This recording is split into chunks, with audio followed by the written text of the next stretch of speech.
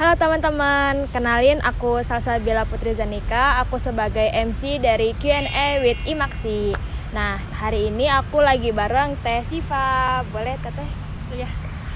Halo semuanya, perkenalkan nama aku Siva Aulia Ramadhani. Aku dari akuntansi tahun 2020, panggil aja Siva ya, agak akrab ya. Nah, aku mau nanya-nanya nih Teh. Kesibukan Teteh belakangan ini apa aja sih?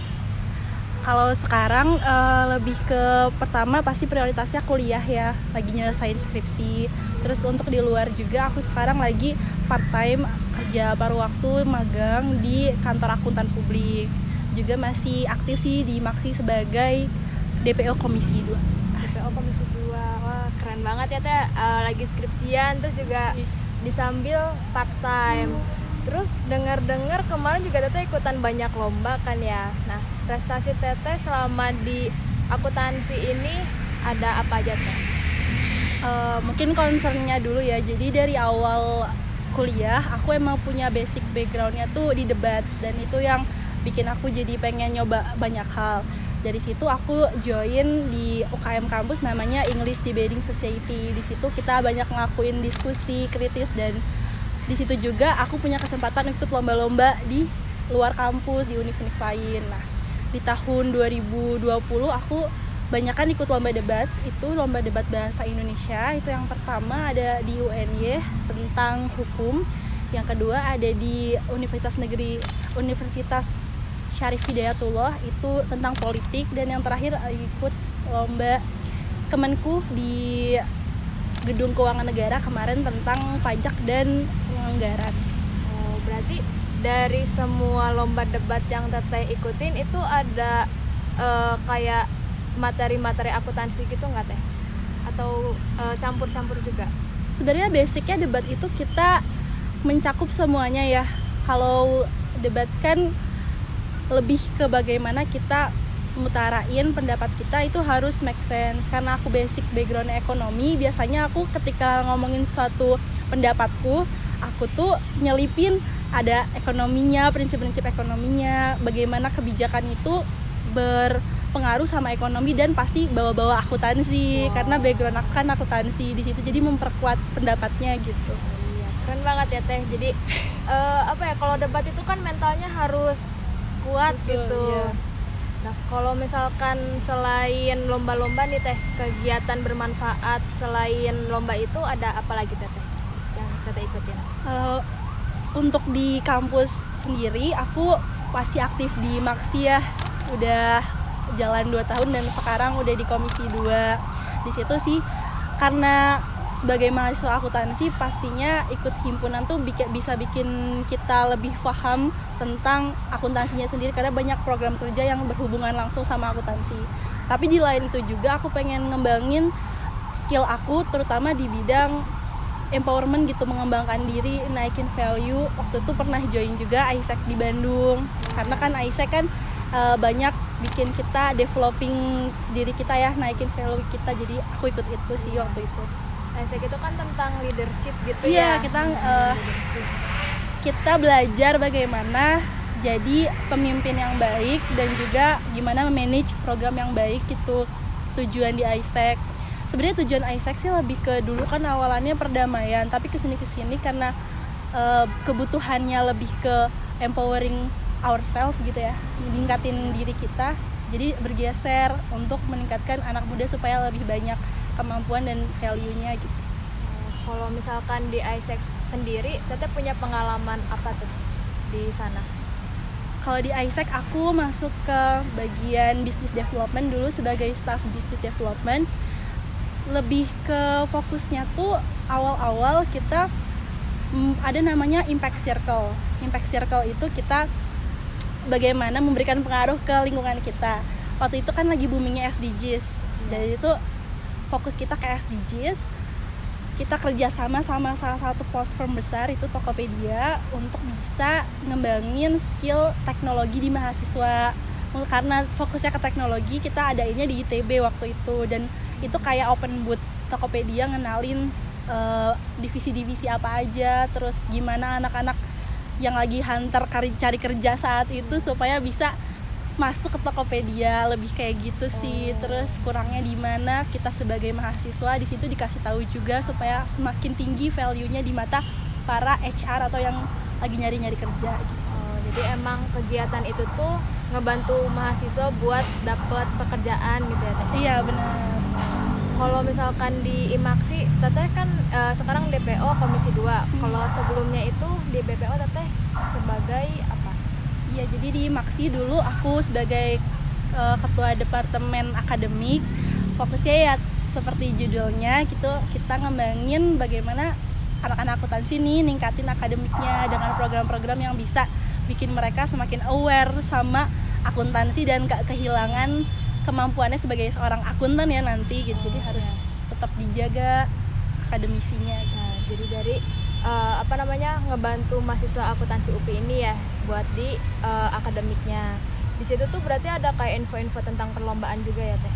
Iya bener banget, banyak banget di akademik tuh projectnya tuh salah satunya ada IMAKSI Olimpiade. Itu tujuannya buat nge-share info lomba dan ngelakuin pelatihan sebenarnya. Juga kita ngebentuk tim lomba waktu itu. Mungkin di awal-awal periode karena kita kan peralihan dari online ya, ada kesulitan untuk mencari anggota lomba terus melakukan pelatihan. Tapi semakin kesini kayaknya semakin bisa dilihat ya, ada progres yang cukup pesat dan peningkatan prestasi yang cukup banyak. Berarti kan programnya jalan, dan itu menurut aku sinyal yang baik. Berarti anak-anak akuntansi ini semakin aware buat ikut lomba-lomba gitu. Kalau misalkan buat anak akuntansi sendiri, kalau ikutan lomba selain olimpiade sama debat itu ada lagi nggak Teh? Ada juga lomba karya tulis biasanya, dan lomba karya tulis tuh biasanya nggak cuman dari akun IMAKSI sendiri ya. Beberapa dosen emang butuh adanya peran mahasiswa untuk ikutan misalnya penerbitan jurnal, terus ada juga lomba karya tulis juga. Kalau misalkan kita sebagai mahasiswa ekonomi dan bisnis tuh Kemendikbud tuh punya program tersendiri tuh namanya KBMK. KBMK tuh khusus untuk anak-anak sosum ekonomi. Kalau anak-anak Saintek kan punya olimpiade, matematika dan lain-lain. Nah, kalau kita punya KBMK, dari situ anak-anak ekonomi boleh banget ikut dan bisa misalnya ikutan audit investigatif, itu ada lombanya misalnya. Ada juga lomba-lomba lain yang relevan tentang anak ekonomi sama bisnis. Kalau misalkan lomba-lomba kayak gitu berarti anak akuntansi itu rata-rata harus per tim gitu ya? Iya benar. Berarti emang buat anak-anak akuntansi ini kalau misalkan berminat buat ikutan lomba, cari timnya dulu gitu ya Teh ya? Ya, ini buat tips juga ya untuk teman-teman mungkin yang baru semester awal 2022-2023. Perbanyak relasi teman-teman yang bisa ningkatin semangat kalian dalam perkuliahan gitu. Cari circle atau cari lingkungan yang bisa bikin kalian improve diri kalian, nggak terus berada di zona nyaman. Misalnya kalian punya teman yang rajin belajar, nanti pasti kalian akan kebawa rajin belajar. Kalian punya teman yang sering ikut lomba-lomba, pasti dalam diri kalian pengen terpacu juga ya. Jadi sebanyak mungkin kalian cari hal-hal yang positif yang bisa ngebantu kalian di dunia kuliah gitu. Kalau misalkan untuk tantangan Teteh mengikuti kayak lomba-lomba gitu, biasanya apa aja Teh?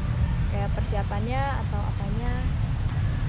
Kalau masalah persiapan, aku yakin sih mahasiswa-mahasiswa yang masuk UPI, apalagi yang masuk akuntansi, itu udah merupakan mahasiswa pilihan dan gak usah diragukan lagi ya. Karena sebenarnya potensinya bagus banget, cuman gimana mereka bisa ngambil resiko. Kadang ada orang-orang yang potensinya gede, ketika kita ajak untuk ikutan lomba, mereka takut dengan hal-hal yang lain gitu. Dan itu yang tantangan aku sih, karena kalau kita sendirian doang kan susah ya. Kita harus cari orang-orang yang sepemikiran dan punya semangat yang sama kayak kita. Itu pertama, nyari orangnya ya, teman seperjuangannya agak susah. Yang kedua, manajemen waktu sih. Karena kita juga mahasiswa, beban kuliahnya ada tugas, terus waktu itu juga aku organisasi, terus lomba.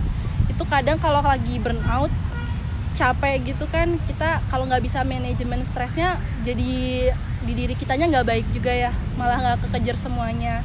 Artinya kita harus bisa balancing nih, kapan harus yang satu mungkin dikendorin dulu atau yang satunya dilepasin dulu. Makanya harus pintar-pintar buat mengelola waktu dan manajemen stresnya.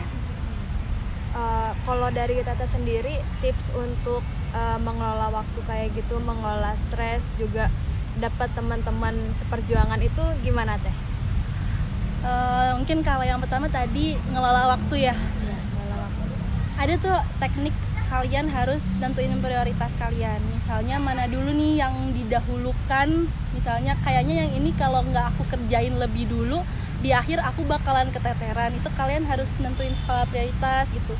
Jangan kerjaan yang maksudnya tugas-tugas yang sulit kalian taruh di akhir, yang mudah kalian kerjain di awal. Itu sebenarnya kurang baik. Yang baiknya adalah yang di awal nih kita kerjain dulu karena lebih berat, baru yang lebih mudah di akhir. Itu bagus sih untuk manajemen stresnya, manajemen waktunya juga. Terus kalian yang paling tahu diri kalian butuhnya apa. Jangan kalian FOMO ikutan teman-teman, ikutan ini, ikutan itu, nggak kekejar semuanya. Di kaliannya malah nggak dapat apa-apa gitu. Cari yang benar-benar kalian butuhin dan bisa kalian terusin sampai akhir. Jangan cuma di awal-awal aja. Terus cara cari temen, kalau menurut aku ketika kalian berusaha untuk jadi positif ya, kalian udah punya niat kayak gitu, pasti kalian akan dipertemukan sama orang-orang yang sama karena kan energinya sama. Jadi kalau kalian punya niat dan kalian udah action nih, kayaknya orang-orang yang seperti itu akan mendekat secara alami sih. Kita nggak usah cari-cari, ya mungkin cari-cari kayak berusaha ngobrol sama semua orang, tapi ketika sefrekuensi pasti orang itu bakalan tetap sama kita. Oke. Berarti kalau misalkan untuk teman itu ya karena kitanya juga udah pengen gitu kan, pasti juga teman-temannya bakal ada yang keikutan kedorong gitu loh buat semangat gitu. Tapi kalau misalkan buat waktu nih teh, tadi kan teteh bilang nge-manage waktunya itu udah aku lupa lagi. Nge-manage waktunya, nentuin skala prioritasnya. Nah, kan teteh kan ikutan organisasi. Nah, di organisasi itu kan pasti kayak ada orang-orang yang pengen misalkan hari ini tuh selesai ya tugasnya biar besok kita free. Padahal teteh tuh ada tugas yang lebih berat dulu yang pengen dikerjain. Nah, gimana teteh ngasih tahu ke teman-teman teteh itu kayak nanti dulu ya aku lagi ada tugas kayak gitu. Itu gimana teh? Kita kan di organisasi itu sebenarnya selain kita ngerjain proker, kita juga belajar buat saling memahami satu sama lain ya, toleransi istilahnya. Dan ketika teman kita lagi kesusahan, kita harus kasih space ke mereka sampai mereka benar-benar bisa. Oh, kamu lagi kayak gini, kira-kira kamu selesainya kapan ya? Aku kasih kamu waktu deh gitu. Tapi kalau misalkan kamu udah selesai dengan urusanmu, kita bisa obrolin kapan gitu. Gimana toleransinya, gimana kalian bisa saling nerima satu sama lain, karena kan kalian kerjanya bareng. Kalau kalian egois sendirian, kalian nggak akan bisa jalan bareng-bareng kayak gitu sih menurut aku. Terus kalau misalkan teteh kan ikutan organisasi juga teteh semangat buat ikutan lomba. Misalkan nih teteh tuh kayak ikutan organisasi lagi capek banget, terus tiba-tiba ada pengumuman lomba yang pengen teteh ikutin gitu. Cuman teteh tuh kayak bisa nggak ya, ini kayak ragu gitu buat ikutan lomba. Nah itu gimana cara teteh buat kayak bikin semangat gitu buat ikutan lomba itu?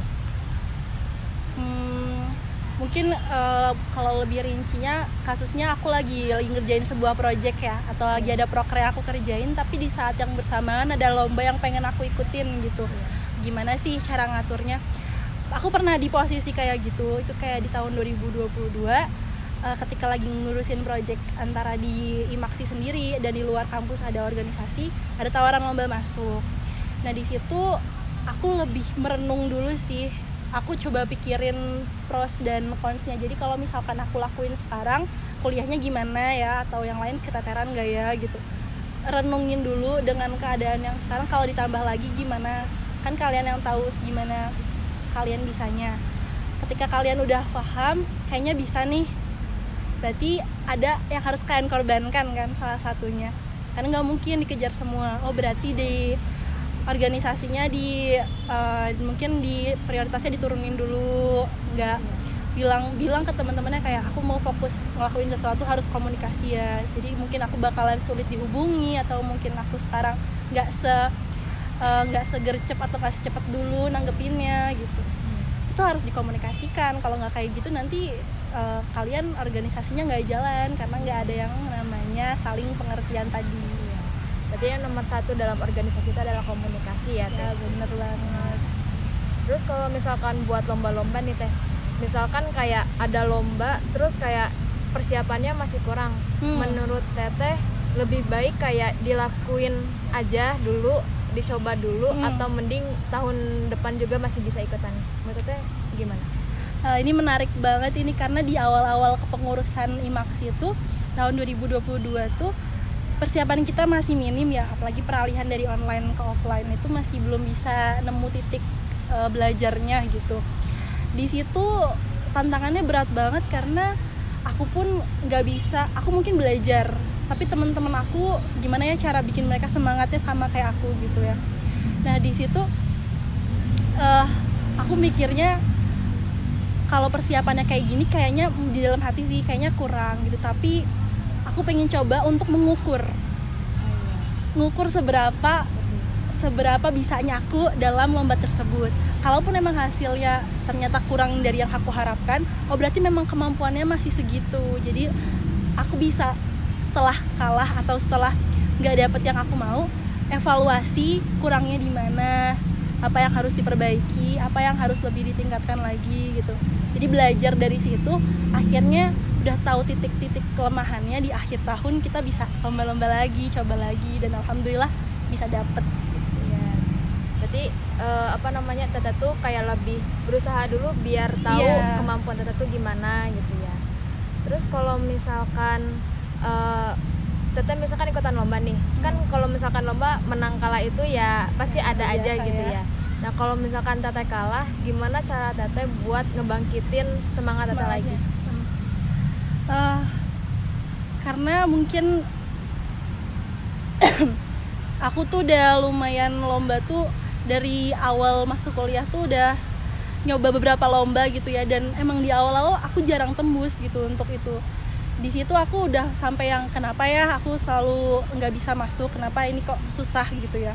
Tapi di situ aku juga mikir kayak kuliahku tuh cuma 4 tahun, privilege untuk kuliah ini aku manfaatin sebesar-besarnya. Kalau di awal udah putus harapan, tahun-tahun setelahnya aku malah nggak ngelakuin apapun, kayaknya aku menyanyiakan kesempatanku sebagai mahasiswa nih. Apalagi kita mahasiswa tuh jatah gagal sebenarnya. Kalau kalian udah kerja, kalian gagal, itu kalian jadi manusia yang gagal. Tapi kalau kalian kuliah, kalian gagal, itu kalian nggak dianggap gagal. Iya, karena masih belajar. Iya, gitu ya. Dan di situ jatah gagal aku mau habisin di sini semua gitu. Kalau misalkan aku nanti nggak manfaatin kesempatan kuliahku, artinya aku sudah menyanyiakan effort yang aku ambil di awal masuk kuliah ini. Terus banyak kesempatan tapi aku nggak ambil, nanti aku takut menyesal di akhir gitu. Dari situ motivasinya, oh berarti ini harus coba lagi sampai bisa. Oh iya, sampai menang gitu ya. Sampai yang diharapin itu tercapai. Tapi kalau misalkan Teteh udah ikutan lomba terus Teteh menang, dan Teteh tuh kayak ngerasa aku udah pernah menang gitu, kayak ya udah. Nah itu gimana Teh?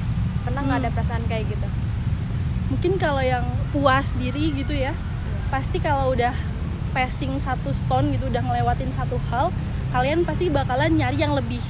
Misalnya, oh udah pernah ikut lomba tentang debat tentang ini gitu ya, berarti setelahnya kayak kalau ikut tentang hal yang sama kayaknya terlalu membosankan gitu ya, berarti kita harus cari topik yang lain. Misalnya dari debat hukum, mungkin coba deh debat politik gimana gitu, bisa nggak ya? Udah nih debat politik, mungkin kita ke debat ekonomi. Jadi sebenarnya puas diri itu nggak ada, kita harus cari-cari hal yang baru yang bisa bikin kita ukur diri, dan selalu mengevaluasi supaya bisa jadi yang lebih baik lagi. Berarti lebih ke nyari tantangan gitu ya, bener-bener. Hal baru. Terus kalau misalkan buat evaluasi diri Teteh, itu Teteh tuh kayak ngukurnya gimana Teh? Buat kayak usaha aku, kinerja aku tuh udah bagus atau belum, itu tuh gimana Teteh ngukurnya? Ngukurnya gimana itu sebenarnya kita ukur aja dari diri kita, dari sebelumnya, setelahnya gitu. Ketika kalian sudah berhasil dapat sesuatu, berarti kan kalian bandingin diri kalian sebelum sama sesudahnya, impactnya apa nih gitu. Misalnya, oh aku udah menang tentang misalnya lomba Kementerian Keuangan tentang APBD gitu, berarti pemahaman aku tentang APBD ini bertambah gitu kan. Oh berarti aku udah mencapai ini nih gitu. Habis itu apalagi ya yang belum, oh kurangnya masih di pajak, saya coba cari kesempatan lain untuk meningkatkan pajaknya gitu. Selalu coba untuk improving pengetahuan dan keahlian kita supaya jangan gampang puas ya, dan jangan pernah untuk takut ambil resiko-resiko yang baru. Kalau misalkan buat perasaan Teteh nih, kan Teteh udah tingkat akhir. Dari banyaknya pengalaman, menurut Teteh perasaan Teteh sejauh ini selama di kampus itu gimana sebagai mahasiswa? Kalau bisa dideskripsiin sama kata-kata sih pasang surut ya. Apalagi pas awal-awal itu aku ngerasa, kan aku kuliah online selama setahun lebih, hampir 2 tahun gitu ya. Itu aku banyak banyak nggak ngambil hal-hal yang bisa aku lakuin gitu. Dan aku banyak kayaknya bisa di awal nih, tapi online sih jadi aku nggak bisa gitu. Makanya di akhir-akhir tahun 2022 ketika offline tuh aku langsung ngejar semuanya, karena di online kita keterbatasan banget ya, ketemu teman-teman nggak bisa ngerasain lingkungan yang ramai kayak gini, semangatnya juga di rumah aja. Itu aku nggak suka sama situasi yang kayak gitu. Itu di awal-awal, tapi semakin kesini, apalagi setelah ngerasain dunia kerja di magang dan semakin nemuin passionnya, rasa-rasa kayak cemas, takut, overthinking gitu ya, kayaknya udah semakin hilang gitu. Bukan berarti nggak ada, tapi kayak hilang karena udah mulai nemu tujuan-tujuan kita gitu. Nggak kayak awal kan kayak clueless banget ya, mau ngapain ya di kuliah harus gimana ya. Oh semakin kesini ketemu nih, kayak semakin berjalannya waktu kamu pasti bisa nemuin hal yang kamu mau gitu, asalkan kamu fokus sama tujuan kamu. Berarti hal pertama buat mahasiswa baru ini nih, cari tujuan selama di kuliah, jangan sampai kayak nyesel gitu ya. Cari tujuan dan tapi nggak ngelupain kehidupan kuliah. Ya kamu boleh ambis, itu boleh banget, tapi jangan lupa nikmatin waktu sama teman-teman juga. Jangan sampai kamu ambis, kamu sendirian gitu. Makanya kamu harus cari teman-teman yang bisa tadi ngasih impact positif, ngasih energi yang positif, nge-support kamu. Itu bener-bener ngebantu deh selama kehidupan perkuliahan. Yang terakhir deh Teh, sepatah 2 patah kata dan saran buat mahasiswa baru dan adik-adik Teteh semuanya.